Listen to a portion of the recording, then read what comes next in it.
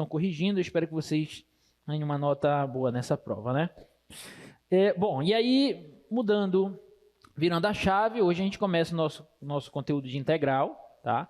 E sexta-feira já tem prova sobre integral, então estudem, tá bom? Sexta já tem prova de integral, então estudem. Hoje a gente vai definir o que é integral. Se der tempo, já quero resolver algumas integrais usando o teorema fundamental do cálculo. Na próxima aula a gente vai falar sobre o teorema fundamental do cálculo, a primeira parte dele, e resolver problemas de áreas entre funções, tá? Entre gráficos de funções, que é uma das principais aplicações do cálculo integral, tá bom? Bom, vamos ver se a gente entende o que é a integral de Riemann, tá? Bom, a integral de Riemann a gente estuda, pelo menos inicialmente, por conta daquele problema inicial do nosso curso que nós falamos, um dos problemas iniciais do nosso curso, que foi o problema da área abaixo de uma curva, né? Então nós falamos sobre alguns problemas que até agora nós já resolvemos alguns, por exemplo, o problema da velocidade instantânea, o problema da reta tangente, né? E agora a gente vai tentar resolver o problema da área abaixo de uma curva. Como que a gente pode encontrar a área abaixo de uma curva, né? Então, começando com esse primeiro problema aqui, ó, por exemplo, como calcular a área da região limitada pela função y igual a 4, o eixo x e as retas x igual a 0, que é o eixo y, e x igual a 5, né? Bom, essa função y igual a 4 é a função constante, e quando eu olho para a região compreendida entre ela, o eixo das abscissas e as retas x igual a 0 e x igual a 5, eu posso perceber que essa figura que eu quero calcular a área é uma figura bem conhecida, né? Essa figura é um retângulo, né, de base 5 e altura 4. E calcular a área de retângulos é uma coisa relativamente simples, né, uma tarefa relativamente simples que a gente já sabe desde o ensino básico, né? Basta pegar a base e multiplicar pela altura. Portanto, a área desse retângulo aqui é 20. Tá? 20 unidades de área. Significa que a área abaixo do gráfico da função y igual a 4, entre as retas x igual a 0 e x igual a 5 e o eixo das abscissas, é 20 unidades de área. Tá bom? Mas essa função é uma função simples. E nós temos outras funções que a gente consegue calcular a área abaixo do gráfico delas com os nossos conhecimentos de matemática básica. Tá? Por exemplo, essa outra função, a função identidade. Se eu quiser calcular a área abaixo, delimitada pela função y igual a x, né? Abaixo do gráfico da função y igual a x, o eixo das abscissas no intervalo de 0 a 2. Né? Então, essa área aqui é equivalente à área de um triângulo do tipo retângulo de base 2 e altura 2. Né? Os catetos medem 2 e 2. Bom, então, é muito simples a gente calcular a área de triângulos retângulos, de triângulos em geral, né? Basta que você tenha a base e a altura. Então, você multiplica a base pela altura e divide por 2, você obtém a área do triângulo, tá bom? Então, a área desse triângulo aqui é 2 vezes 2 dividido por 2, que vai dar 1. Então, ele tem uma unidade de área. Ok? A grande questão é, professor, está muito simples até agora. Sim, está muito simples porque a curva que delimita a região, que delimita, digamos assim, por cima a região que nós estamos querendo calcular, é uma curva conhecida, né? E quando nós temos, lá no ensino básico, nós temos figuras geométricas cujos lados, que é delimitada, né? Tem lados delimitando essas figuras como segmentos de reta, a gente consegue calcular a área dessas figuras com uma certa facilidade, né? E daí a gente tem a área do quadrado, a área do retângulo, a área do triângulo, a área do trapézio, losango e assim por diante. Agora, quando nós temos figuras com que é delimitada por curvas, né? Como, por exemplo, o círculo, aí a gente já tem que ter um pouquinho mais de atenção. Mas o círculo ainda é uma tarefa relativamente fácil de se calcular, porque a gente já sabe a fórmula. Né? A gente sabe, desde o ensino básico, que para você calcular a área de um círculo é πr quadrado. Tá? Mas vocês já se perguntaram o porquê que é πr quadrado? Sim? Obteve uma resposta? Qual foi a resposta?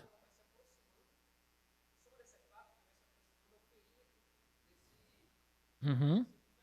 Na verdade, são polígonos, né? Que você quer dizer. Você tem um círculo. Então, o que você tenta fazer, essa foi a ideia lá na antiguidade, né? Então, eu quero calcular, no caso, o perímetro. Você falou de perímetro, mas a ideia também funciona para a área, né? Então, se eu quero calcular a área ou o perímetro desse círculo, né, o que eles faziam? Eles pegavam polígonos, né? Então, por exemplo, o quadrado. Escreviam um quadrado nesse círculo. O quadrado, a gente sabe calcular a área e sabe calcular o perímetro. Então, eu posso dizer que a área do quadrado é uma aproximação para a área do círculo. Só que é uma aproximação grosseira. Como é que a gente faz para melhorar essa aproximação? Eu tenho que aumentar o número de lados do polígono. Então, ao invés de um quadrado, que é o polígono de 4 lados, eu posso usar o polígono de 8 lados. O octógono. Tá? E aí eu calculo a área dele. Calcular a área de polígonos regulares era uma tarefa que já se conhecia desde a antiguidade. Então, ele calculava a área do octógono e é uma aproximação para a área do círculo e é uma aproximação melhor que a aproximação anterior. Concorda? Porque o espaço que está sobrando aqui é menor que o espaço anterior que estava sobrando. Como é que eu faço para melhorar mais ainda essa aproximação? Eu aumento mais ainda o número de lados de polígono. Então, ao invés do polígono de 8 lados, eu posso pegar agora o de 16 lados. Tudo bem? Então, observa que quanto maior o número de lados do polígono que você vai inscrever no círculo, melhor vai ser a tua aproximação. E a ideia por trás aqui é a gente fazer o número de lados do polígono aumentar cada vez mais. Porque quanto maior o número de lados, mais próximo da área real, né, da área do círculo, vai estar a área do polígono que a gente vai estar aproximando. Então, a ideia, se esse polígono tem uma quantidade de lado n, a ideia vai ser fazer esse n tender para onde? Para infinito. E aqui por trás está o conceito de quê? Que nós já estudamos? Conceito de limite. Tudo bem? Aqui está o conceito de limite. Então, e aí provou-se depois que a área do círculo é πr quadrado, tá? E o perímetro é 2πr. Essa ideia, que é conhecida como o método da exaustão, né, é a ideia básica para o que nós vamos ver hoje, que é a integral de Riemann, tá? Olha só, como é que a gente pode medir a área A, delimitada pelo gráfico da função f de x igual a x ao quadrado, o eixo x e as retas x igual a 0 e x igual a 1. Né? Qual é a área abaixo da parábola aí, entre 0 e 1 e o eixo x? Como é que a gente pode calcular essa área? Então, o que a gente vai tentar fazer é, primeiramente, conjecturar um valor para essa área. Tá? E depois a gente vai, com o conceito de integral de Riemann, a gente vai responder precisamente qual que vai ser o valor dessa área de fato, né? Então, vamos pegar aqui ó, a parábola, tá? Y igual a x ao quadrado. Tá? Eu quero calcular a área abaixo dessa parábola entre 0 e 1. Tá? Então, eu quero essa área aqui. Bom, é claro que essa curva, com essa curva, na verdade, nós não conseguimos de imediato calcular a área dessa região aqui, ó. Porque a gente só sabe calcular com os nossos conhecimentos básicos a área de polígonos e a área de regiões que são delimitadas por setores, né? Setores de círculo, de circunferência, tá? Mas aqui não é um setor, não é um pedaço de uma circunferência, é uma parábola. Então, como é que a gente pode calcular? Então, a gente vai tentar usar algo parecido com aquilo, né? A gente vai pegar figuras que nós sabemos calcular a área E com essas figuras nós vamos tentar aproximar a área que nós queremos calcular. E depois a gente vai fazer algumas coisinhas e vocês vão ver que a gente vai conseguir achar essa área, tá? Então, a figura mais elementar que a gente pode usar para tentar calcular essa área é o retângulo, tá bom? É o retângulo. Então, nós vamos fazer o seguinte, olha só, presta bem atenção no que nós vamos fazer, porque a partir desse exemplo a gente vai definir o que é integral por Riemann, tá? Nós vamos primeiro olhar para o nosso intervalo, onde nós estamos trabalhando. E nós vamos fazer o que nós chamamos de partição. Nós vamos fazer uma partição desse intervalo, tá bom? Particionar um intervalo é subdividir esse intervalo em intervalinhos de tamanho menor. Esses intervalinhos, eles podem ter o mesmo comprimento, mas eles podem ter comprimentos diferentes. Para facilitar a nossa vida, nós vamos usar intervalos de mesmo comprimento, tá bom? Então, por exemplo, eu vou pegar 2, 3, 4, tá? Vou pegar 4 subintervalos, tá bom? Vou inserir 3 pontos aqui e vou pegar 4 subintervalos, portanto, tá? Então, eu tenho esse primeiro ponto, eu tenho esse segundo ponto, esse terceiro ponto, esse quarto ponto. Tá. Então, eu tenho 1, 2, 3, 4. Tudo bem? E aí eu vou fazer o seguinte, ó. Eu vou olhar agora para os retângulos que têm que tamanho de base? A base do tamanho desses subintervalos e a altura deles, de cada retângulo, vai ser a imagem do extremo esquerdo de cada subintervalo. Eu posso usar o extremo esquerdo, mas eu posso usar também o extremo direito, tá? Mas eu vou usar, por enquanto, o extremo esquerdo, tá? Então, por exemplo, eu vou olhar para esse subintervalinho aqui, ó. Então, eu vou pegar o retângulo que tem essa base e tem essa altura aqui, ó. Esse retângulo. Tudo bem? Vou fazer o mesmo para os outros. Eu vou pegar o retângulo que tem essa base e tem essa altura aqui, ó. Vou pegar o retângulo que tem essa base e tem essa altura aqui, ó. E por fim eu vou pegar o retângulo que tem essa base e tem essa altura. Ou seja, a altura dele é 0. É um retângulo degenerado. Tudo bem? Então, na verdade, aqui na prática nós temos 3 retângulos. E o que eu vou fazer? Eu vou calcular a área de cada um desses retângulos. Vou pegar a área de cada um desses retângulos. Você concorda que quando nós somarmos as áreas desses retângulos, nós vamos obter um valor que vai ser uma aproximação para a área real que nós queremos. É uma aproximação grosseira? É. Mas daqui a pouco a gente vai melhorar essa aproximação, ok? Então vamos tentar calcular a área desses retângulos. O primeiro retângulo tem base. Bom, o tamanho do intervalo é quanto? 1. E são quantos subintervalos? 4. Então quanto mede cada subintervalinho? Vamos trabalhar com fração para ficar mais fácil. 1/4, tá? Então aqui mede 1/4, aqui mede 1/4, aqui mede 1/4, aqui mede 1/4, tá? Cada subintervalinho desse, o comprimento dele eu vou chamar de ΔX, ok? Então cada comprimento desse intervalinho ali eu vou chamar de ΔX. Como eu estou tomando todos os subintervalos de mesmo comprimento, então o ΔX vai ser igual para todo o subintervalo. Então ΔX ali vai ser 1/4. Ok? Bom, para eu calcular a área desse primeiro retângulo, o retângulo degenerado, eu tenho que pegar a base e multiplicar pela altura. Do segundo retângulo também, pegar a base e multiplicar pela altura. Do terceiro também. Sempre assim. Ok? Bom, vamos olhar, por exemplo, para esse retângulo. A base dele é 1/4. E qual é a altura dele? Para esse retângulo aqui, ó. A base dele é 1/4 e qual é a altura dele?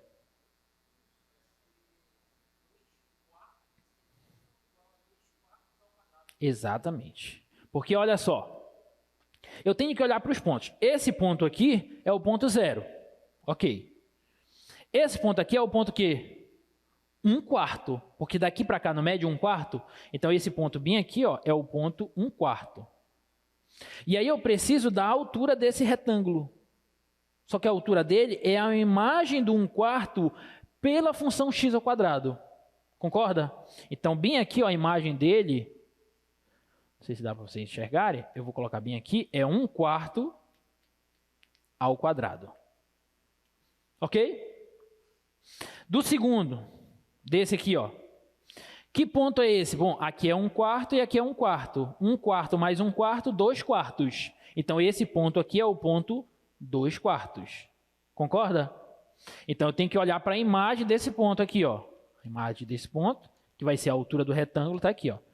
Vou colocar bem aqui, ó. É 2/4 ao quadrado. Beleza? Esse aqui vai ser quem? 3/4. E esse aqui vai ser 4/4, que é 1. Tá? Então, a imagem desse aqui vai estar bem aqui, ó. Que vai ser a altura desse outro retângulo, que é 3/4 ao quadrado. Tudo bem? Então, vamos somar agora a área desses retângulos, tá? Então, olha só. A soma das áreas desses 4 retângulos vai ser igual ao seguinte, ó. Primeiro retângulo, a altura é 0, base 1/4. Então, fica 0 vezes 1/4. Mais, segundo retângulo, a altura é 1/4 ao quadrado vezes a base, que é 1/4. Tá? Então, 1/4 ao quadrado vezes 1/4.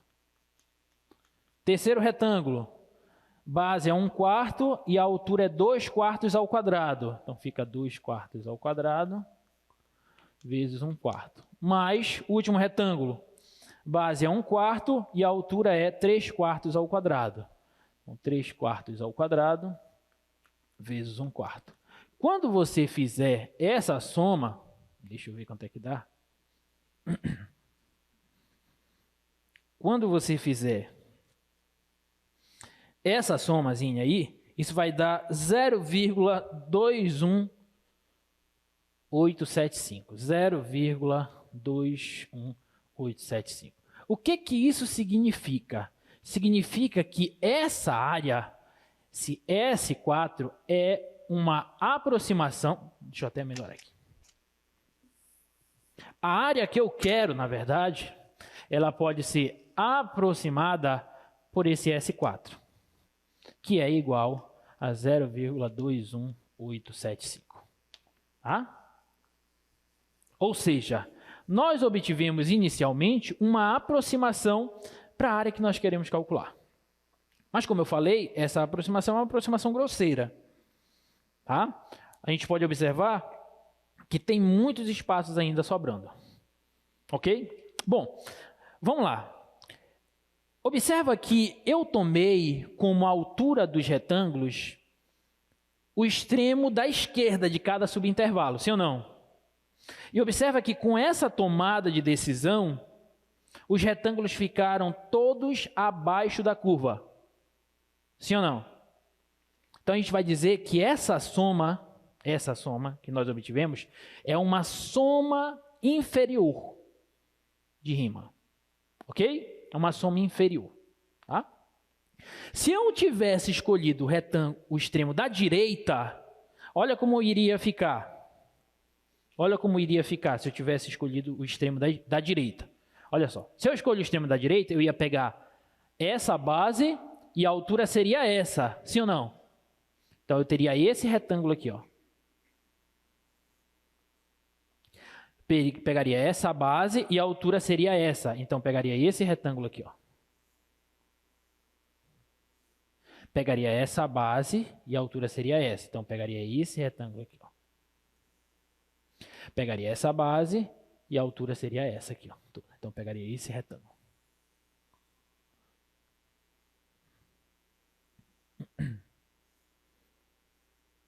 Me fiz claro? Sim? Observa que nesse caso os retângulos estariam acima da curva. Então a gente vai chamar isso aqui de uma soma superior. Então nós temos a soma inferior, quando eu tomo o extremo da esquerda, mas nós também poderíamos ter escolhido o extremo da direita e nesse caso nós teríamos uma soma superior. Tudo bem? Na verdade, daqui a pouco vocês vão verificar que nós poderemos escolher qualquer ponto nesse subintervalo. Não precisa ser o extremo da direita nem o extremo da esquerda. Pode ser qualquer um, tá? Mas daqui a pouco a gente vai chegar lá. Olha só, eu trouxe aqui uma animaçãozinha no GeoGebra para a gente ver o que está acontecendo quando a gente aumentar, quando nós aumentarmos a quantidade de subintervalos, tá? Olha só. Aquele caso ali foi o caso que nós tomamos n igual a... Não, área por baixo, que era a primeira. N igual a 4, né? Nós tínhamos ali 4 retângulos. Tudo bem? Observa a área aqui, ó, 0,21875, que foi o valor que nós encontramos lá. Como que a gente pode fazer para melhorar essa aproximação? A gente pode tentar aumentar o número de retângulos, tá bom? Igual como nós fizemos aqui, ó. Aumentamos o número de lados de polígonos. Então, eu vou tentar aumentar o número de retângulos. E aí, eu vou pedir para o GeoGebra aumentar o número de retângulos, tá? Vamos pegar 10 retângulos. Olha só. Agora, a área é 0,285, tá? E observa que essa aproximação é uma aproximação melhor que a outra, porque tem menos espaço sobrando. Vamos melhorar mais. Vamos pegar 50 retângulos. Olha só. A área agora é 0,3234. Uma área que está mais próxima ainda da real do que a anterior, porque tem menos espaço sobrando. Mas se eu der um zoom aqui, olha, você consegue perceber que ainda tem bastante espaço. Então a ideia vai ser a gente aumentar cada vez mais. Vamos pegar, vamos mandar ele jogar agora 200. 200. Observe que parece que já está todo preenchido. Mas se você der um zoom, você vai ver que ainda tem espaço faltando. Ok? E a área está indo para onde? Olha só, 0,33084. Tá? Vamos fazer assim, vamos pegar 1000 retângulos. A área foi para 0,33283, com 1000 retângulos. Mas se nós dermos um zoom aqui, olha só, vai demorar, mas a gente vai ver que ainda tem espaço sobrando. Ok? Sobrando não, faltando, né? Então, o que a gente vai ter que fazer com esse número n aí, pessoal? A gente vai ter que mandar ele para infinito. A gente vai ter que mandar esse camarada aí para infinito, tá? Porque pode ser, e aí não é garantia nenhuma, mas pode ser que no infinito, no limite, na verdade, no limite, a soma das áreas desses retângulos, todos os retângulos, né, fazendo n, é uma coisa meio estranha, né, mas fazendo n tender ao infinito, a soma das áreas desses retângulos seja igual à área abaixo dessa curva que nós queremos. Pode ser, não estou te garantindo, nós temos que garantir ainda, tá? Daqui a pouco a gente vai ver o que vai nos garantir isso. Tá? Agora, olha só, aumentando aqui o número de retângulos, a área está indo para 0,33. Vocês acham que isso aqui vai para onde, gente? Vai para? Parece que está indo para 1/3. Tudo bem? 0,33333333. É porque aqui eu não posso colocar 1 milhão de retângulos, senão o GeoGebra ele buga aqui, tá?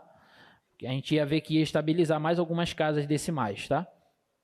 Esses são os retângulos por baixo, as somas inferiores. Vamos pegar os retângulos por cima, as somas superiores. Olha só. 200, 300, vou pegar 500. 500, olha só. Foi para 0,33433, a soma por cima. Mas se eu der um zoom, eu vou ver que agora tem área sobrando, tá? Tem a partezinha dos retângulos por cima, ok? Porque essa é a soma superior. Mas se eu fizer n igual a 1000, aí vai para 0,333, olha, estabilizou 3 casas decimais, 0,33383, tá? Então, parece que a soma superior e a soma inferior, ambas estão indo para 1/3, né? E aí a gente pode conjecturar, nós poderíamos conjecturar que a área abaixo dessa curva é 1/3 mesmo, tá? Só que a gente precisa provar isso, né? Bom, daqui a pouco a gente vai provar. Essa é a ideia básica do que nós precisamos para entender o que é a integral de rima. Tá? A integral de rima é exatamente esse processo que nós fizemos. Tá?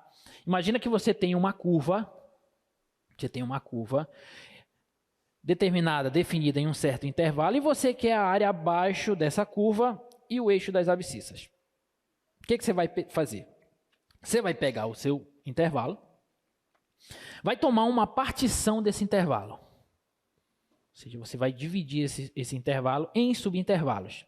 O tamanho desses subintervalos não precisa ser o mesmo para todos. Você pode tomar subintervalos de comprimentos diferentes. Tudo bem até aí? Tá?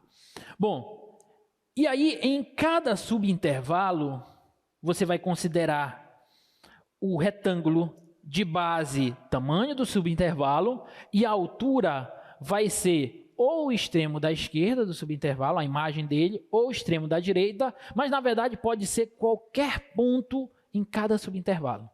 Esses pontos que nós escolhemos são chamados de pontos amostrais. Então esse aqui, no caso da soma inferior, eu escolhi os pontos amostrais como sendo os pontos da extremidade esquerda de cada subintervalo. No caso da soma superior, eu escolhi como pontos amostrais os extremos da direita de cada subintervalo. Mas eu poderia ter escolhido como ponto amostral qualquer ponto no subintervalo. Tudo bem? E aí eu vou olhar para os retângulos de base ΔX e a altura F de cada ponto amostral, pela função que eu tenho. Tudo bem? E aí eu vou calcular a área de cada um desses retângulos e depois vou somar a área de cada um desses retângulos. Essa soma vai me dar uma aproximação para a área que eu quero. Essa soma é chamada de soma de rima.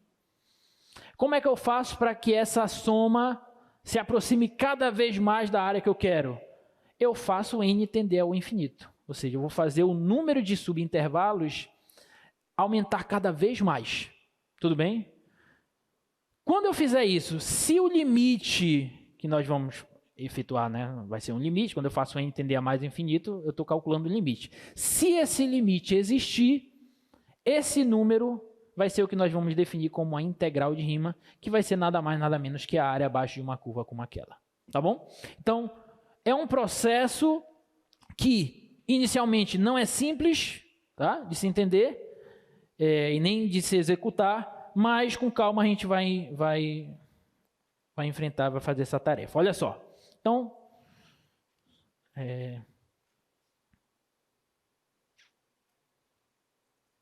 olha só.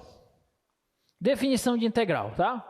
Consideremos uma função não negativa. Primeiro vamos tomar uma função não negativa, ou seja, essa função, o gráfico dela está todo acima do eixo das abscissas, tá? Definida em um intervalo AB. Primeiro a gente precisa definir o que é partição, que é aquilo que eu já falei para vocês, né? Você toma pontos no teu intervalo, então você vai subdividir o teu intervalo, tá? Então tomamos uma partição do intervalo AB, que é um conjunto de pontos x0, x1, xn, tá?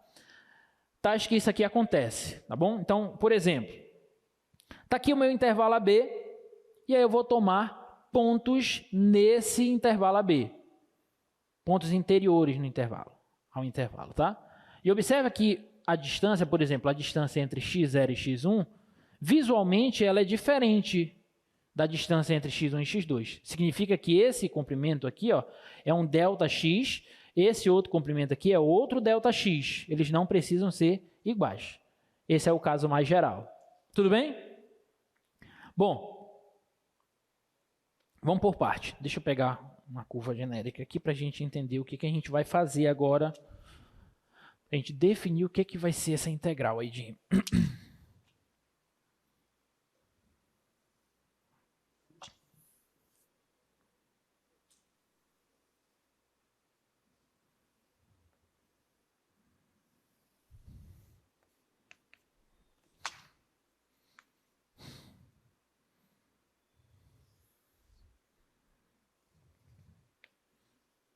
Está aqui o ponto A. Está aqui o ponto B. Então, o que ele falou na primeira etapa? A primeira etapa é tomar uma partição desse intervalo AB. Tá? Então, eu vou tomar pontos aqui. Ó. Não precisa ter o mesmo comprimento, tá? Então, esse camarada aqui vai ser o ponto que eu vou chamar de x0, esse aqui vai ser o x1, esse aqui vai ser o x2 e assim por diante. Esse aqui vai ser, por exemplo, um xi, e esse aqui vai ser um xi menos 1.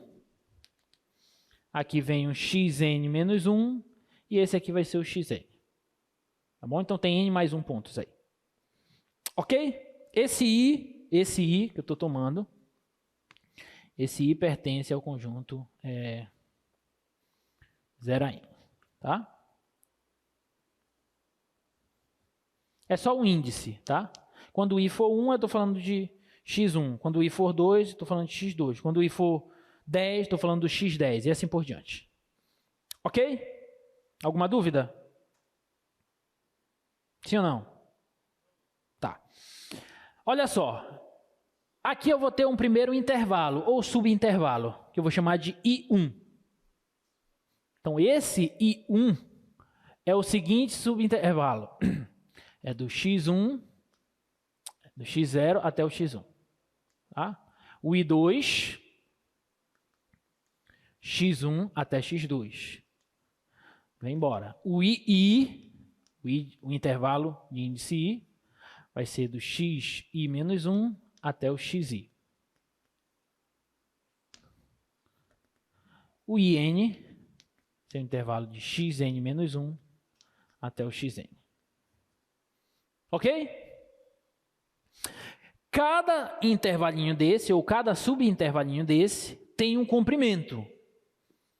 Qual vai ser o comprimento desse primeiro subintervalo? Vai ser o delta x1. Vou chamar de delta x1. Tudo bem? Alguma dúvida? Esse aqui vai ser o que a gente vai chamar de delta x2. E assim por diante. Delta x3. Esse aqui vai ser o delta xi. Assim por diante. Esse aqui vai ser o delta xn. Então, aqui eu tenho um comprimentozinho, aqui eu tenho um comprimentozinho. Por que é importante esses comprimentos? Porque esses comprimentos serão as bases dos retângulos que eu vou tomar. Tudo bem? E aí, em cada subintervalo desse, eu vou tomar um ponto amostral. Pode ser o da esquerda, o da direita ou qualquer outro ponto. Vou tomar o caso mais geral, vou tomar qualquer ponto pelo meio do subintervalo, tá? Então, para esse primeiro subintervalo, eu vou tomar o ponto amostral. Eu vou tomar o ponto amostral lambda 1. É o ponto amostral do primeiro subintervalo. Para esse aqui eu vou tomar o lambda 2. É o ponto amostral do segundo subintervalo. E assim por diante. Aqui vai ser o lambda I. E aqui vai ser o lambda N. Então, por exemplo, o que está acontecendo aqui é o seguinte. Vamos olhar para esse subintervalo.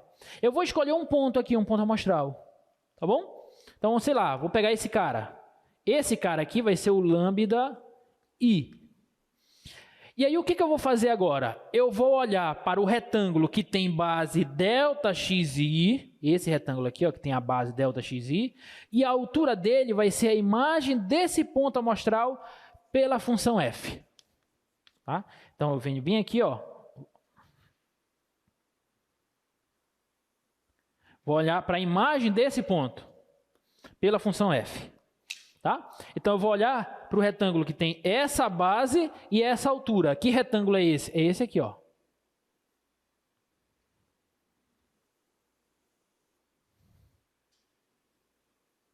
Esse é o retângulo que eu estou olhando. E eu vou fazer isso para cada subintervalo. Por exemplo, nesse subintervalo aqui, eu escolhi esse lambda 1. Então, eu vou olhar para a altura dele aqui, ó. Tá? Eu vou olhar para esse retângulo aqui, ó. Esse retângulo aqui, sei lá, vou pegar um lambda 2 aqui. Vou olhar para essa altura e para a base dele. Tá? E assim por diante. Tá claro o que a gente está fazendo?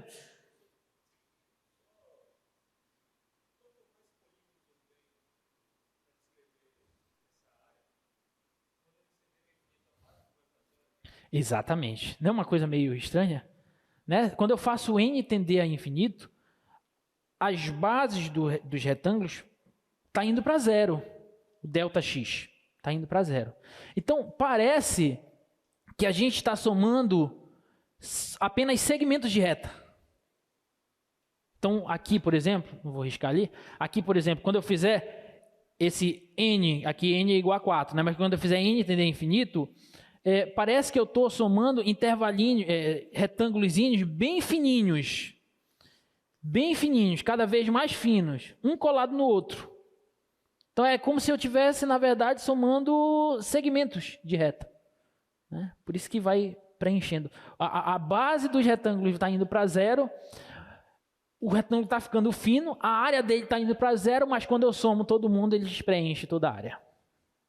É lindo demais isso. Sim ou não? É muito bonito. Tá? Então, boa observação essa daí, tá? Obrigado. Então, então, o que a gente vai fazer agora? Então, eu olhei para os retângulos que tem base ΔXi e a altura f de lambda i, certo? Então, eu vou somar as áreas de todos eles, tá bom? Então, vamos lá. Olha só. A soma das áreas dos n retângulos vai ser quanto? Olha só. Primeiro, esse retângulo. Qual que é a base dele? ΔXi. E a altura dele? F de lambda 1. Tudo bem?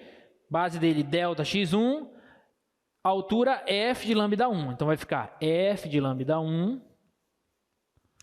vezes ΔX1. Mais, do segundo, a base dele é quanto? ΔX2. E a altura dele?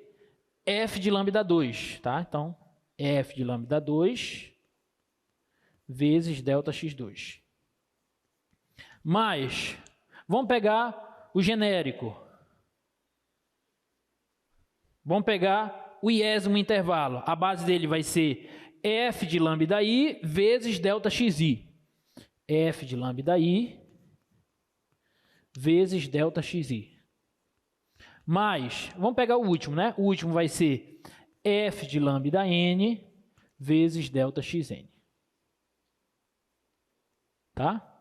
Então, essa soma aqui é o quê? É a soma das áreas desses n retângulos que vão aparecer aqui na figura, que vai ser uma aproximação para a área que nós queremos. Tudo bem? Alguma dúvida? Tá? Eu vou escrever essa soma em termos de, com o símbolo de somatório. Vocês já viram o somatório, sim ou não? Não?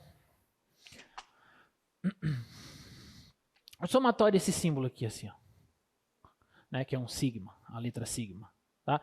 Isso aqui, por exemplo, eu vou escrever aquela soma, essa soma aqui, vai ficar assim, ó, Sn vai ser o somatório.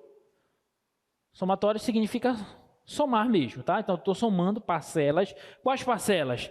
Qual é o formato das parcelas? F de lambda 1, ΔX1. F de lambda 2, ΔX2. F de lambda i, ΔXi. Eu posso pegar esse caso geral. Então, vai ser F de lambda i vezes ΔXi. Com i variando de 1 até n. Tá? Esse i está variando de 1 até n. Tudo bem? Então, por exemplo, se o i for 1, então eu estou pegando apenas o f de lambda 1 vezes ΔX1. Se o i for 2, eu estou pegando f de lambda 1 ΔX1 mais f de lambda 2 ΔX2. Se o i for 3, então estou pegando f de lambda 1 ΔX1 mais f de lambda 2 ΔX2 mais f de lambda 3 ΔX3 e assim sucessivamente. Tá claro? Esse é o símbolo de somatório. Ele serve para a gente encurtar somas como essas. Tá bom? Beleza. Essa soma aqui é o que nós vamos chamar de soma de rima.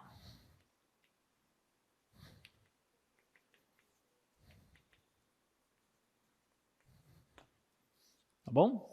Essa daí é o que nós vamos chamar de soma de rima. Alguma dúvida até aí, gente? Não. Essa soma, ela é uma aproximação para a área. Olha só, aqui o desenho fica mais bonitinho. O que nós temos é isso aí, ó. Tomei o subintervalo, em cada subintervalo escolhi um ponto amostral, depois somei. Tá bom? Então, eu obtive essa soma aqui, que é a soma de rima associada à função f, tá? Estou trabalhando com a função f, a partição que nós tomamos e aos pontos amostrais. Ok? Bom, essa soma, como eu falei, ela é uma aproximação para a área, tá? Então, a área que nós queremos, ela vai ser aproximada por essa soma. Só que não é o valor real dessa área, tá?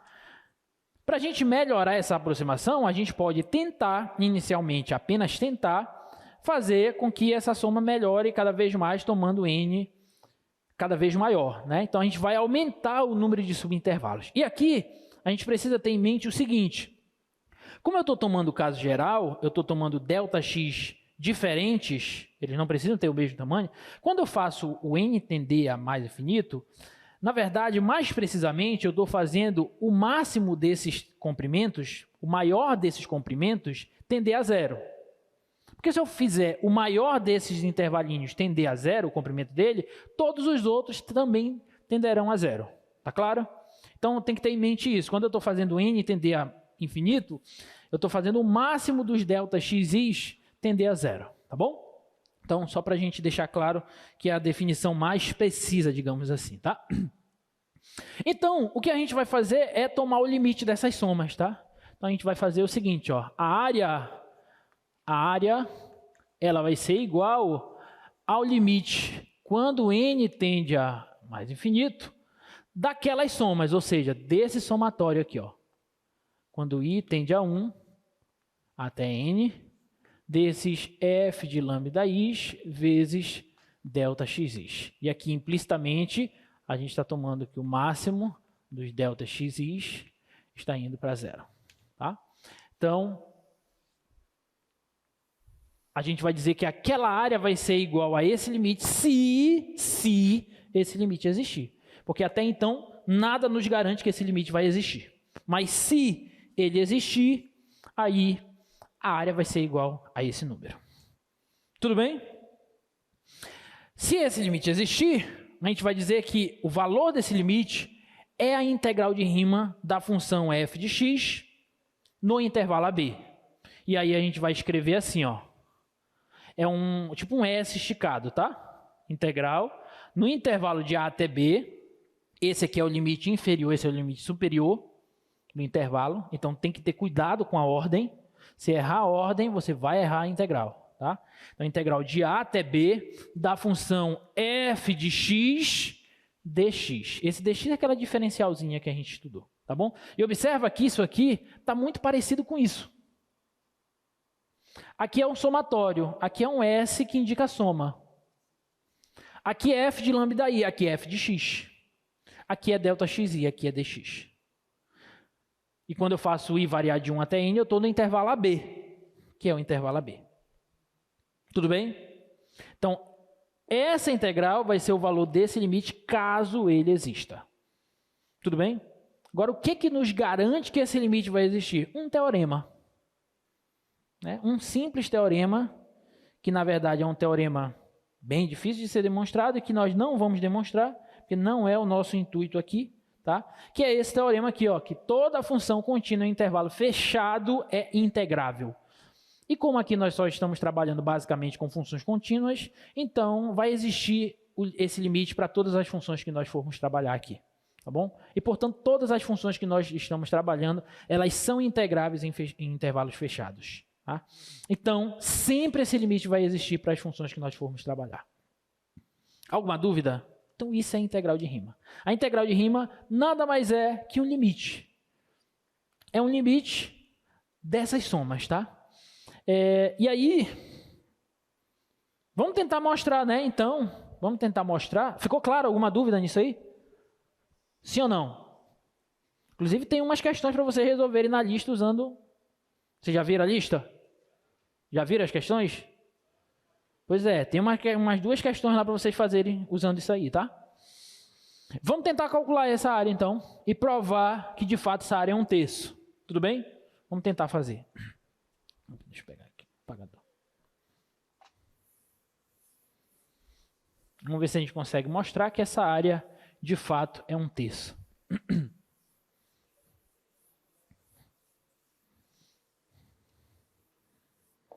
Olha só, uma observação, eu estou dizendo que essa integral é essa área.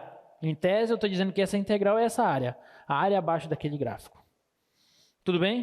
Então, eu estou usando na definição da integral de Riemann uma ideia geométrica. Tá? Então, a área. Só que lembra que para a gente usar conceito de área, inicialmente, nós definimos que a função ela é... Não. Positiva. O gráfico dela está acima do eixo das abscissas.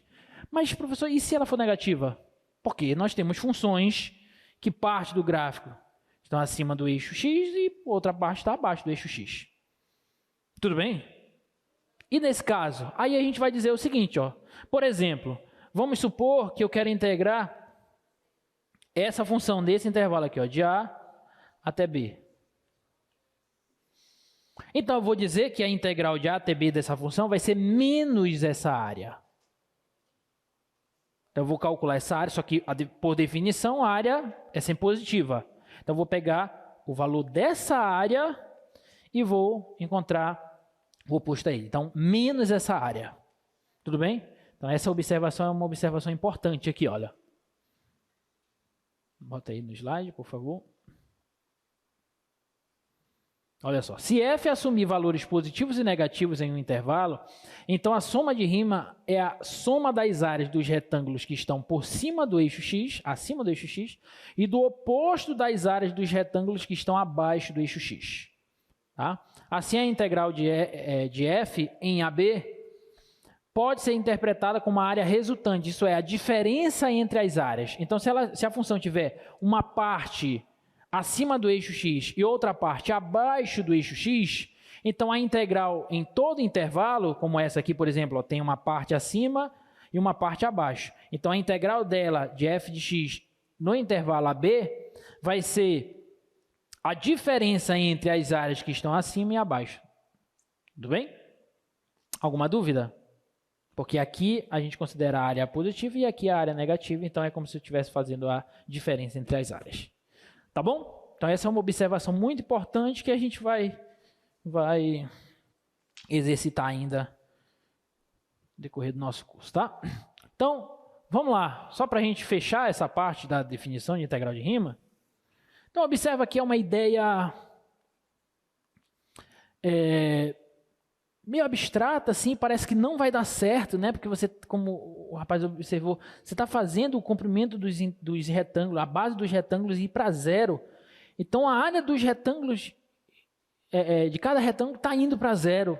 Mas quando tu soma essas áreas que estão indo para zero, da área que você quer. Então, é uma coisa meio... Mas é muito bonito, né? Então, vamos tentar calcular a área...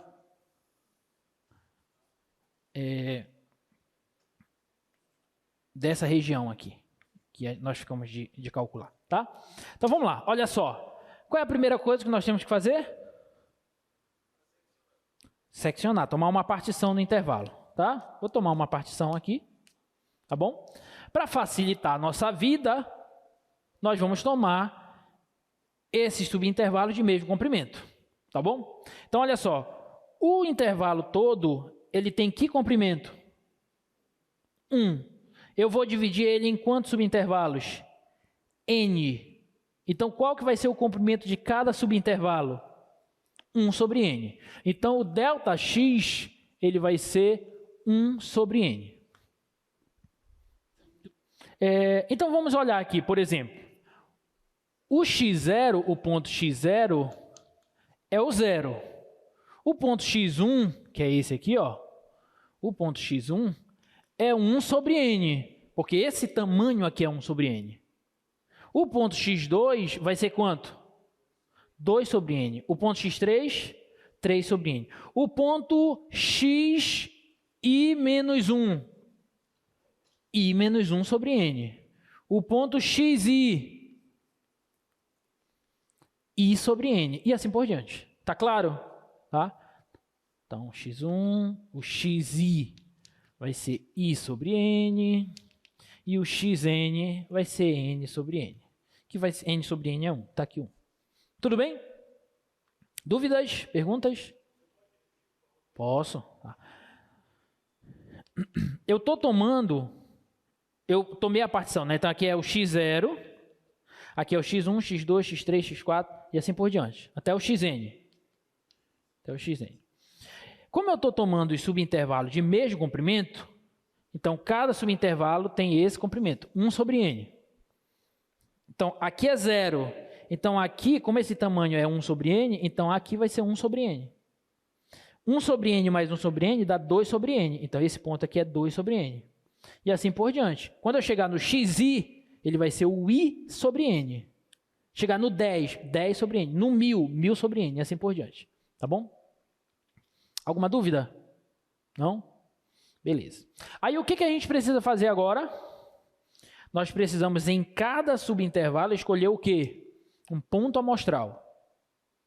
Eu posso tomar o da direita, o da esquerda ou qualquer um outro. Para facilitar a nossa vida, eu vou tomar um dos extremos. Eu vou tomar o da direita, por exemplo. Vou tomar a soma superior, tá? Então, por exemplo, nesse aqui, eu vou tomar o lambda 1 como sendo o próprio x1. Então, esse cara aqui vai ser o lambda 1. Lambda 1. O lambda, então, vou olhar para esse retângulo aqui, ó. O lambda 2 vai ser o próprio x2, o da direita. Então, vou olhar para esse retângulo aqui, ó. O lambda 3 também. O lambda i também. Então, vou olhar para esse aqui, ó. E assim por diante. Então, eu estou olhando para esses retângulozinhos aqui, ó.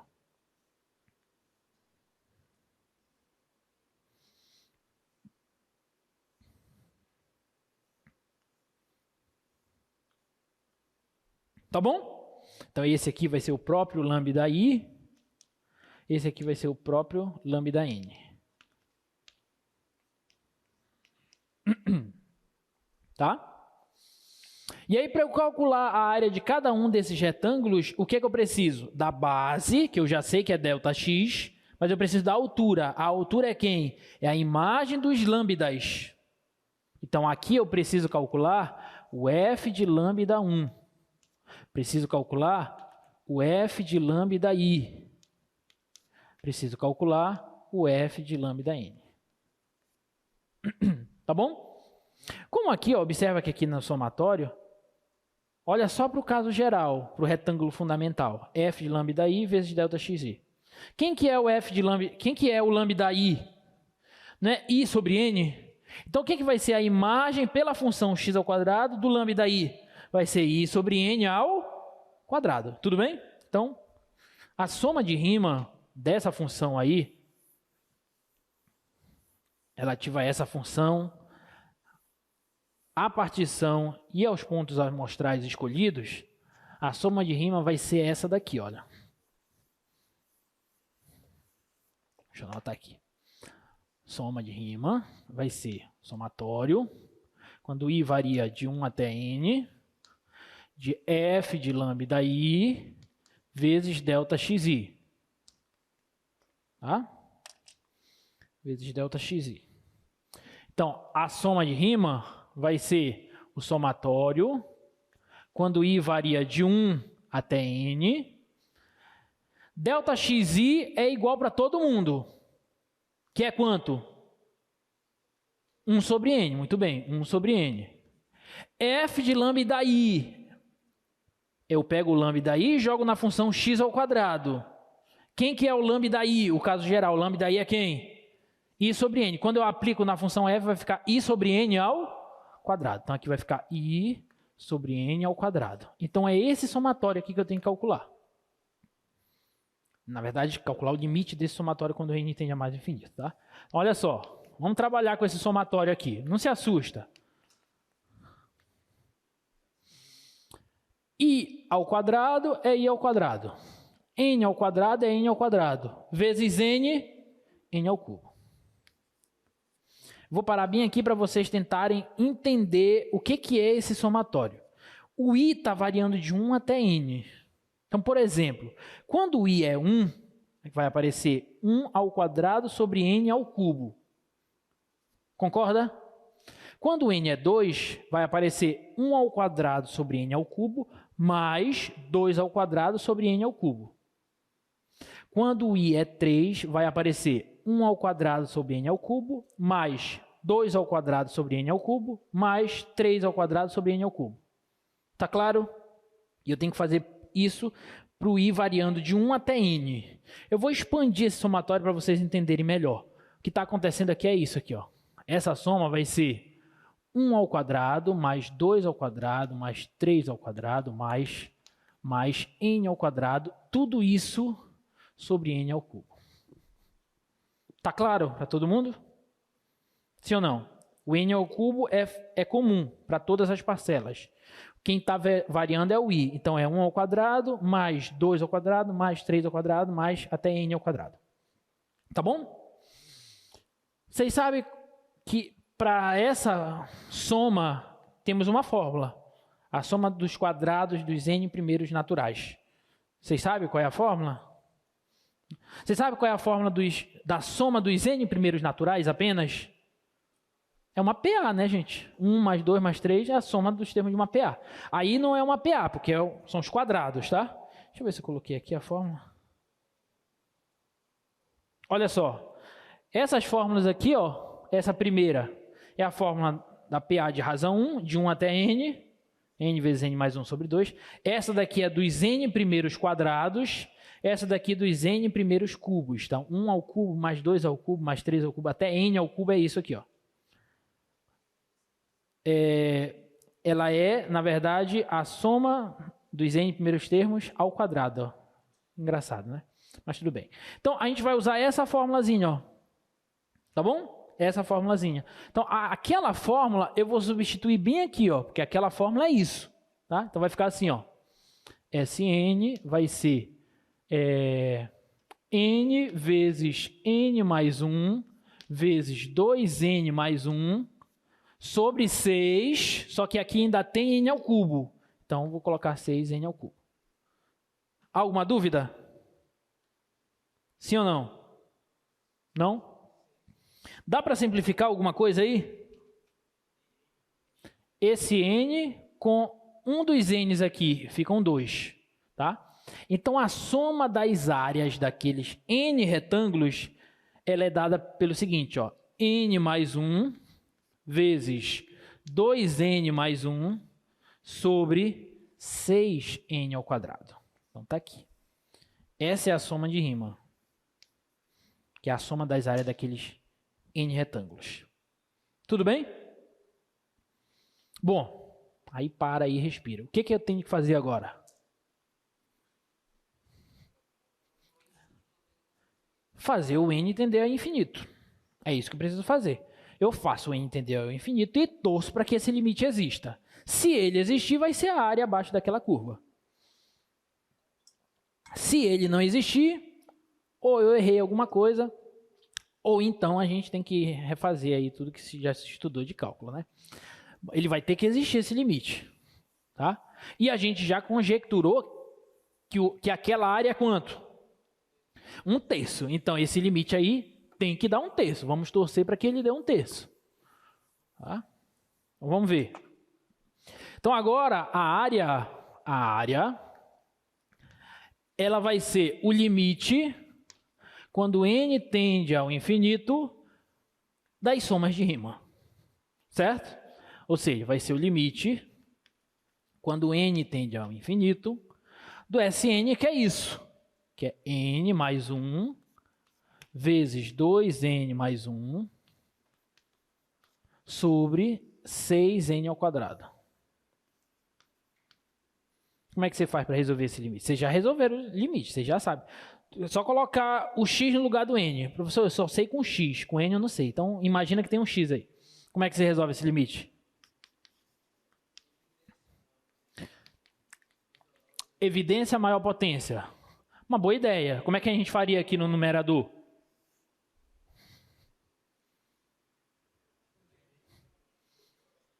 Expandir? Não, expandir não é uma boa ideia.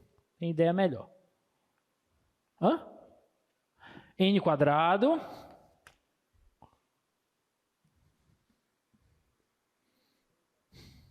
Faz assim, ó, faz assim, ó. Esquece esse parênteses, olha só para esse, coloca o n em evidência aqui. Isso, ficaria assim, ó. 1 mais 1 sobre n. Se eu coloco o n em evidência só nesse parêntese, tudo bem? Vezes, vou colocar o n em evidência só nesse parêntese. Fica n vezes 2 mais 1 sobre n. Tudo isso dividido por 6n ao quadrado. Concorda? Aqui tem n vezes n. Quanto é n vezes n? N ao quadrado, que eu posso cancelar com esse. Quando n tende a mais infinito, 1 sobre n vai para onde? Vai para 0. 1 sobre n vai para onde? Vai para 0. Então, esse parêntese vai para onde? Para 1. E esse aqui vai para onde? O produto vai para onde? Para 2 sobre 6 é 1/3. Pronto. Aqui. Então, era a área que a gente conjecturou e deu certo. Graças a Deus. Tudo bem, gente? Alguma dúvida? Então, está provado que a área abaixo da parábola x², o eixo compreendido entre a curva x², o eixo das abscissas, no intervalo de 0 a 1, é 1/3. Tá bom? E a partir de agora, quando você quiser calcular integrais de funções, por exemplo, quero calcular a integral de 0 a π sobre 2 da função seno de x dx, o que você teria que fazer? Você olha para o gráfico da função seno, tá? Você olha para o gráfico da função seno. Isso aqui é y igual a seno de x. Π sobre 2 está bem aqui, ó. Π sobre 2. Então, quando ele fala integral de 0 a π sobre 2, ele está falando, delimitando a função seno de x nesse intervalo de 0 a π sobre 2. Então, ele está querendo essa integral, ele está querendo essa área aqui, ó. Essa área. Tudo bem? E aí, para você calcular essa área, o que você tem que fazer? Você tem que tomar uma partição, tem que olhar os pontos amostrais, calcular a soma das áreas dos retângulos, passar o limite, torcer muito que o limite exista, mas na verdade ele vai existir porque seno é uma função contínua e nós já vimos que funções contínuas em intervalos fechados são integráveis, então o limite existe, e aí você calcula o limite e vê quanto é que vai dar essa área, ou essa integral. Tá bom? Bom, professor, a gente sempre vai ter que fazer isso? Claro que não. A matemática é nossa amiga, ela não faz a gente sofrer, né? Ela faz a gente receber cada vez mais conhecimento e coisas boas e simples, né? Então, olha só. Não. Então, olha só. Ficar fazendo esse processo dá muito trabalho. Essa função que nós pegamos foi a função x² apenas, que é uma função bem simples. E para você calcular esse somatório, você precisou conhecer a soma dos n primeiros quadrados, que é dada por essa fórmula. Então, quando você vai para um seno, é um Deus nos acuda. Então, calcular integrais através da definição é muito complicado. Tá bom? Lá nos exercícios, acho que na lista de exercícios tem 1 ou 2 exercícios lá para vocês fazerem. Tá? Mas é muito complicado. Porém, eu deixei mais esses dois aqui, ó, que são mais simples que a x² ainda. Da função constante e da função identidade. Tá? Tentem fazer usando esse processo. Tá? Bom, a gente só sabe esse processo até então. Então, ficar calculando integrais vai ser uma tarefa muito difícil se a gente for sempre usar esse processo. Só que temos o teorema fundamental do cálculo, que é o teorema mais importante do nosso curso. Tá? É o teorema mais importante do nosso curso, que é esse teoremazinho aqui, ó. E ele nos diz o seguinte, que se a função f for contínua no intervalo fechado AB, então, olha só o que ele está falando. Calcular a integral de f de x dx no intervalo AB é o mesmo que calcular a variação no intervalo AB dessa função f-zona, onde essa f-zona é quem? É qualquer primitiva da função f.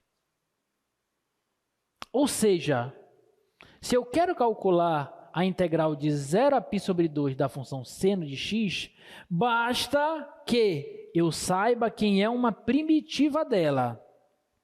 Aí eu calculo a variação da primitiva dela nesse intervalo. Aí pronto, resolveu nossos problemas. Mas para fazer isso, você precisa conhecer o quê? A primitiva. Se você não souber a primitiva da função, de nada vai adiantar o teorema fundamental do cálculo. Por isso que eu falei para vocês que uma parte do nosso curso vai ser aprendermos algumas apenas técnicas de integração ou de primitivação, tá? Que é muito importante, tá? O teorema fundamental do cálculo, ele nos dá uma ligação direta entre os dois principais conceitos do nosso curso, que é o conceito de integração e de derivação. Observa que para você integrar uma função, basta que você conheça uma antiderivada dela, uma primitiva dela, tá? Então, ele faz essa conexão entre esses dois conceitos e daí a extrema importância desse teorema, tá? E essa é apenas a parte 1 do teorema. Na próxima segunda-feira, nós vamos ver a parte 2 desse teorema, tá? Que fala de funções definidas por integrais, mas até lá ainda tem um bom caminho para a gente percorrer. Então, esse teorema é o teorema mais importante, tá? Guardem ele nos corações de vocês. E lembre-se que se você quer calcular a integral de uma função em um certo intervalo, basta que você conheça uma primitiva dessa função e você calcula a variação dessa primitiva nesse intervalo, tá bom? Bom, ainda sobre integrais, para a gente resolver alguns exercícios, um teorema sobre algumas propriedades muito importantes que a gente vai precisar. Olha só. A integral da função f de x dx no intervalo de b até a é igual a menos a integral de a até b. Então, essa primeira propriedade, ela está nos dizendo o seguinte, ó.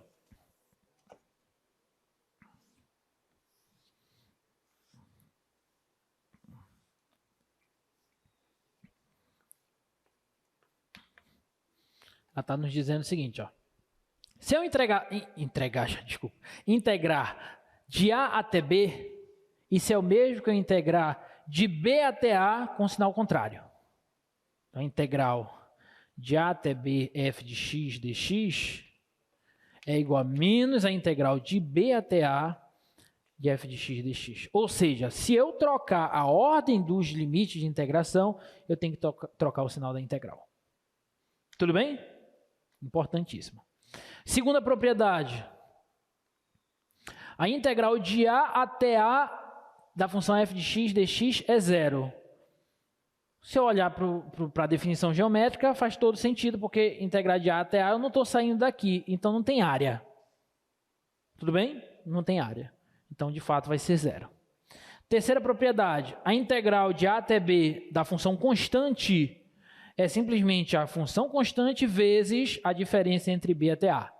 Isso faz também todo sentido. Por exemplo, pega aqui a função constante, ó. Essa função.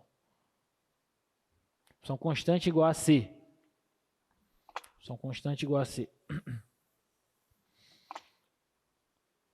Eu quero essa área. Essa área é o quê? É a área do retângulo. A área do retângulo é o quê? Base vezes altura. Qual é a altura dele? C. E qual é a base dele? B menos A. B menos A. Então, essa aqui é a integral. Tá bom? Então, a terceira propriedade. Quarta propriedade. A integral da soma é a soma das integrais. Muito, muito, muito importante. Tá? A integral da soma é a soma das integrais, tá? Das duas funções f e g. Serve também para diferença, obviamente, tá? A integral do produto de uma constante pela função f é igual ao produto da constante pela integral da função. É como se eu pudesse tirar a constante da integral. Tá? Muito importante também. Essa daqui eu colocaria até um asterisco nela, porque ela é muito, muito, muito importante. A integral de A até B é igual à integral de A até um C, mais a integral desse C até B, com C sendo qualquer ponto entre A e B. O que ele está querendo dizer com isso? Está querendo dizer o seguinte, olha. Imagina que você tem a função f aqui, ó. Tá? Imagina que você tem essa função f. Eu estou querendo calcular a integral de A até B da função f de x dx. Eu posso calcular direto? Posso. Mas, se por algum acaso eu não conseguir fazer isso, eu posso, por exemplo, escolher um ponto qualquer entre A e B, um ponto C, e aí eu integro de A até C na ordem, tem que obedecer a ordem, de A até C, e depois integro de C até B, f de x dx. Então é isso que essa propriedade está falando.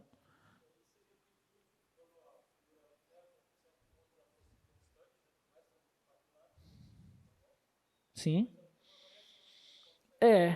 Sim. Até, por exemplo, também quando as funções são... Quando a função é uma função definida por partes, por exemplo.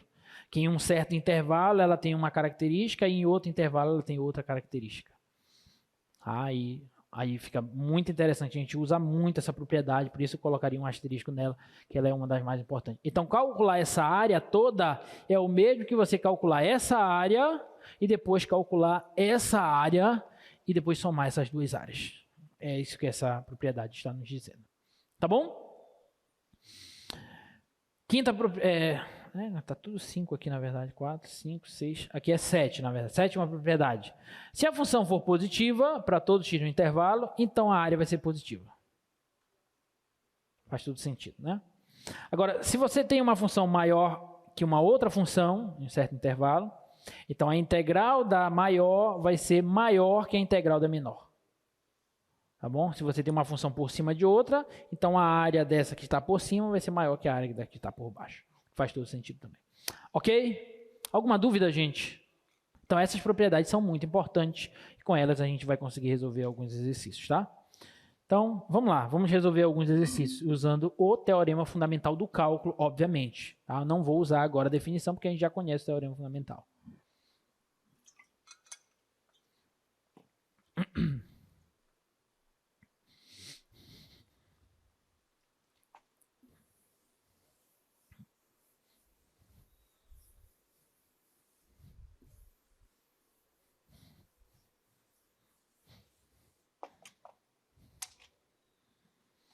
Então, letra A, quero calcular a integral de A até B da função x dx. Bom, o que o teorema fundamental do cálculo nos diz? Se eu quero calcular uma integral dessa, basta que eu conheça uma primitiva dela.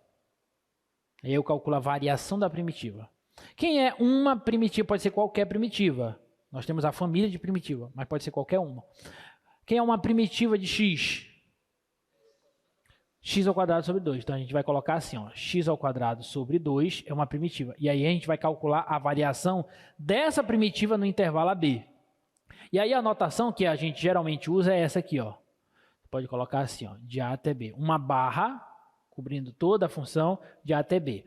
Ou você poderia colocar assim também, ó, que é uma outra notação que a gente costuma usar bastante.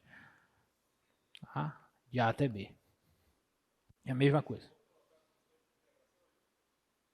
Não. Vou já te explicar por que não precisa. Você pode colocar? Pode, mas não precisa pelo seguinte, ó. O que é essa variação? Essa variação vai ser o seguinte, ó. Eu coloco primeiro B, então vai ficar B ao quadrado sobre 2, menos, depois eu coloco A ao quadrado sobre 2. Porque aqui o que está implícito é que eu estou calculando f de B menos f de A, que é o que fala lá no teorema fundamental do cálculo. Tudo bem? Alguma dúvida? Então, essa integral é essa aqui. Esse é o resultado dessa integral. Tá bom? Agora, respondendo à pergunta dele. Por que eu não preciso colocar a constante de integração? Não é que não precisa. Aliás, não é que você não pode, você não precisa. Por quê? Porque eu poderia colocar ali, ó, x ao quadrado sobre 2 mais a constante de integração, variando no intervalo AB. Mas quanto que isso daria? Isso ficaria b ao quadrado sobre 2 mais a constante, menos, abre parêntese, a ao quadrado sobre 2 mais a constante. Tá? Então, ficaria b ao quadrado sobre 2, menos a ao quadrado sobre 2, e constante menos constante, cancela. Então, dá o mesmo resultado.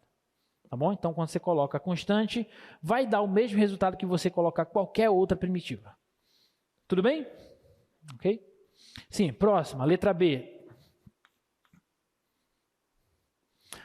Qual é a integral de 0 até 3 de x mais 3 dx, tá?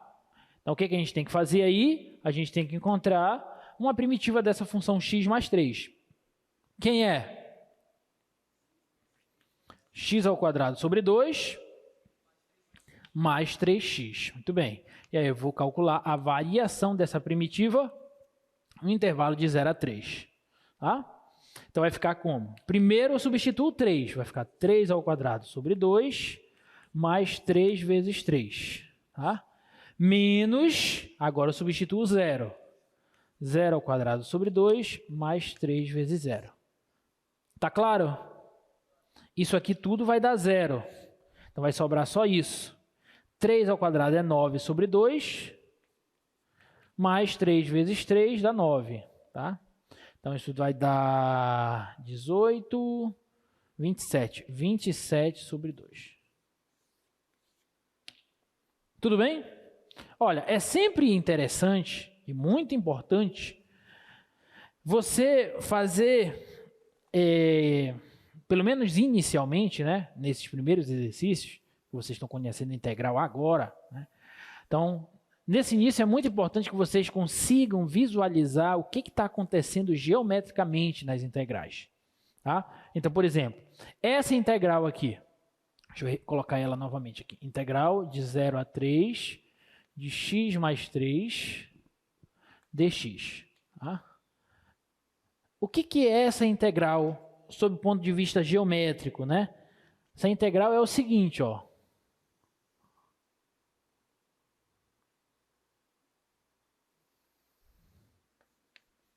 Como que se comporta o gráfico dessa função no intervalo de 0 a 3? Por exemplo, quando x é 0, essa função assume qual valor? 3. Então ela passa bem aqui. Vamos supor que o 3 esteja bem aqui. Essa função é uma função polinomial do primeiro grau, uma reta crescente. Ela faz isso aqui, ó. Quando x é 3, ela fica 3 mais 3, que dá 6. Então, no 3 aqui, vai ficar fora de escala, mas tudo bem, tá? No 3 aqui, ela vem aqui no 6, ó. Ela vem aqui no 6. Então, essa integral nos diz que eu estou querendo calcular a área entre o gráfico da função x mais 3, o eixo das abscíssias, no intervalo de 0 a 3. Então, qual é essa área? É essa aqui, ó. É muito importante que vocês façam essa análise logo no início, que vocês estão trabalhando com integral, para você conseguir fazer a ligação entre a integral escrita na sua maneira algébrica e a sua interpretação geométrica, que é muito, muito importante.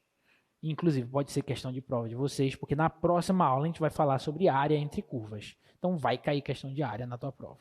Tá bom? Alguma dúvida? Não? E observa que essa função, essa área aqui, nós nem precisaríamos de integral para calcular ela. Trapézio, né? Base maior 6, base menor 3, 6 mais 3, 9, vezes a altura 3, 9 vezes 3, 27, sobre 2. 27 sobre 2. A área do trapézio, tá bom? Mas é claro que as funções não serão todas simples dessa maneira, tá? Próxima. Integral de 3 a 6. Integral de 1 sobre x dx, intervalo de 3 a 6, tá? 1 sobre x dx. Quem é uma primitiva da função 1 sobre x? Logaritmo natural do quê? Do módulo de x, cuidado. Tá? Uma primitiva dessa função é o logaritmo natural do módulo de x. Isso aqui variando no intervalo de 0 a 6. Só que bem aqui tem uma observação que é importante. Olha para qual intervalo nós estamos trabalhando. Qual é o intervalo? 3 a 6. No intervalo de 3 a 6, eu tenho só valores positivos. Portanto, não se faz necessário ter esse módulo, porque o x aqui sempre vai ser positivo. Tá claro? Beleza. Então, isso aqui vai ficar igual. No 6, isso vai ficar log natural de 6, menos no 3, vai ficar log natural de 3. É claro que você não vai deixar assim, né? Usa a propriedadezinha do logaritmo para ficar bonitinho, né?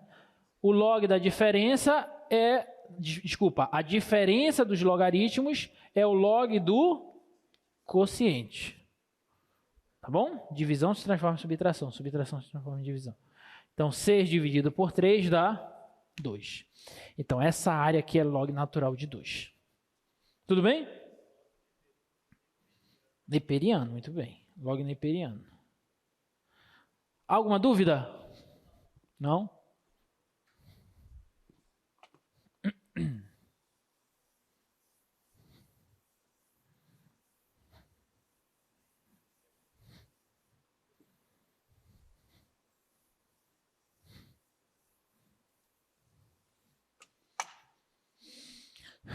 D, integral de π a 2π do cosseno de θ dθ. Observa que esse dθ, ou dx, que é essa diferencial, ela tem um papel importante nas integrais. Ela nos diz em relação a qual variável nós devemos integrar. Porque poderia ser que eu colocasse aqui uma constante x aqui, ó. Nesse caso, o x faria papel de constante e não de variável. A variável seria o θ. Então, essa diferencial aí, dx, dθ, d alguma coisa, sempre vai nos dizer em relação a qual variável nós estamos integrando. Então, isso é muito importante também. Tá? Bom, essa integral aí, como que a gente calcula ela? Precisamos de uma primitiva do cosseno. Quem é uma primitiva do cosseno? O seno. Então, eu tenho que calcular a variação do seno de θ no intervalo de π até 2π. Tá bom? Então, isso aqui vai ser seno de 2π menos o seno de π. Tá? Quanto que é o seno de 2π? 0. Menos. Quanto é o seno de π? 0 também. 0 menos 0, 0. Uai, área 0? Como assim? Olha para o gráfico. Área 0 pode, professor? Gráfico da função cosseno é assim, ó. 0, π sobre 2, π, 3π sobre 2, 2π. Não é assim? Gráfico da cosseno. Eu estou restrito a qual intervalo?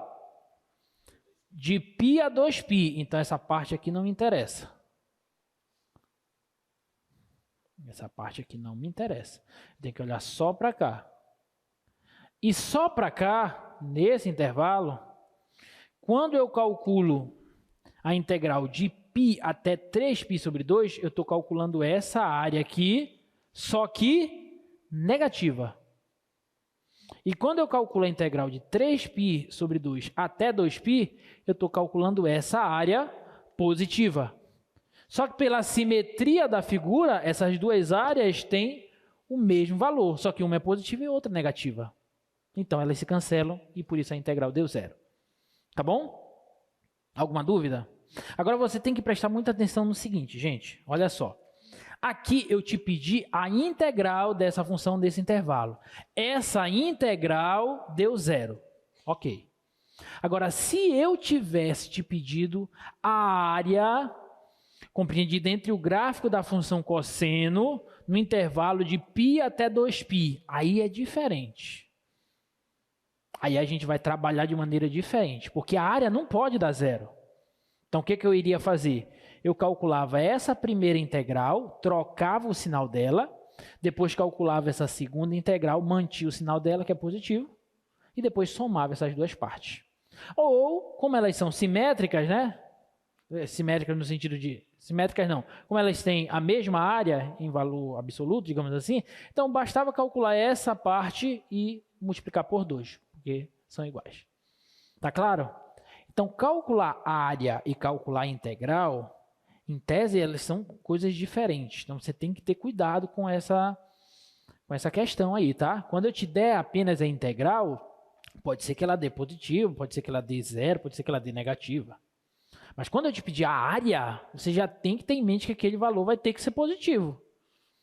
Não pode ser zero, né? Não pode ser zero essa área. Então, você tem que ter cuidado com essa análise. E daí a importância de você tentar olhar para o comportamento gráfico da função, porque o gráfico vai te ajudar na hora de você calcular a integral. Tá bom? Alguma dúvida?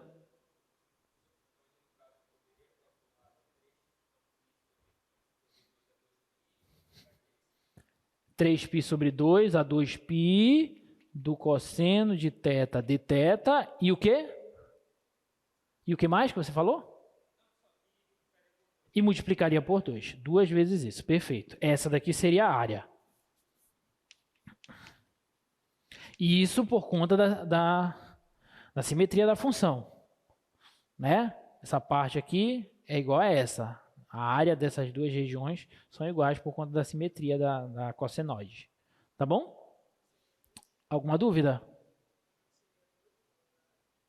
Seria? Não, tem que calcular essa integral primeiro. Né?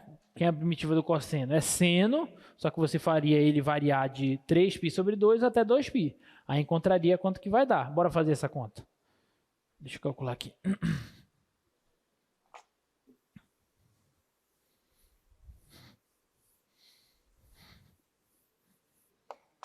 A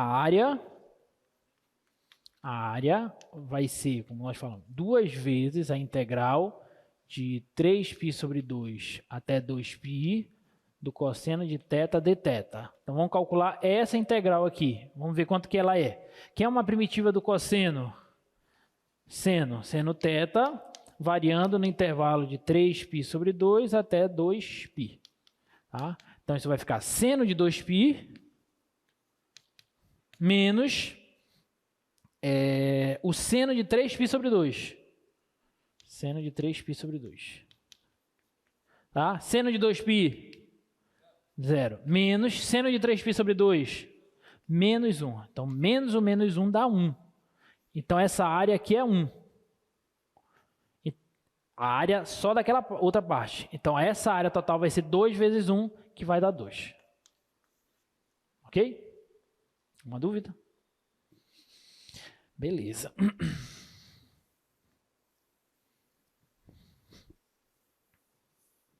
Dá tempo de mais uma. Próxima. Letra E. Integral de 1 a 2 da função v ao cubo mais 3v à sexta sobre v à quarta dv. Então, temos que integrar em relação a v. Vamos lá, quem é uma primitiva dessa função? Aí, de cara, o negócio já complica, né? Mas vocês podem lembrar, lembrem-se sempre que você pode mexer na tua função. Então, eu posso dizer que isso aqui é v ao cubo sobre v à quarta, mais 3v à sexta sobre v à quarta. Posso ou não posso? dv. Tá? E, portanto, isso aqui vai ser a integral de 1 a 2. v ao cubo sobre v à quarta, eu posso simplificar. Então, fica 1 sobre v. Mais v à sexta sobre v à quarta, sobra 2. Então, fica 3v ao quadrado dv. Agora, você sabe. Quem é uma primitiva de 1 sobre v? Olhando para o intervalo de 1 a 2, quem é uma primitiva? Logaritmo natural de v. Mais, quem é uma primitiva de 3v ao quadrado? V ao cubo. Tá bom? Então, eu vou pegar essa primitiva e vou fazer ela variar no intervalo de 1 a 2. De 1 a 2, tá? E aí, vamos ver quanto que ela vai dar. Tá? Então, no 2 vai ficar log natural de 2 mais 2 ao cubo. Menos, no 1, vai ficar log natural de 1. Cuidado com esse parêntese, tá, gente? Muito cuidado. Mais 1 ao cubo. Cuidado com esse parêntese, porque se você não colocar o parêntese, você vai estar dizendo que só o log natural é negativo. Mas não. Tudo isso aqui é negativo. Tá? Então, cuidado. Então, fica log natural de 2 mais 2 ao cubo, 8. Log natural de 1 é quanto? 0 menos 1 ao cubo. Tá? Então, isso aqui vai ser log natural de 2 mais 7. Então, essa é aquela integral. Tá claro? Alguma dúvida?